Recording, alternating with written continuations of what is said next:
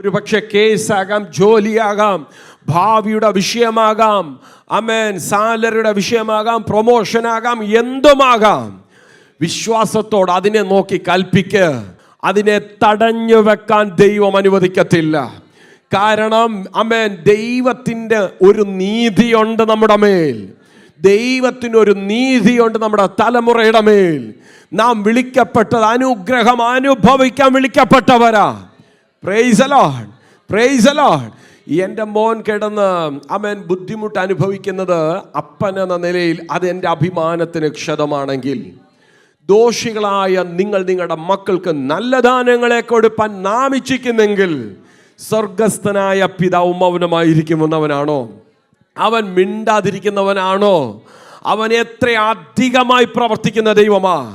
ഒറ്റ കാര്യമേയുള്ളൂ, മുമ്പേ അവൻ്റെ രാജ്യവും നീതി അന്വേഷിപ്പേൻ, അതോടുകൂടെ ഇതൊക്കെ നിങ്ങൾക്ക് ലഭിക്കും.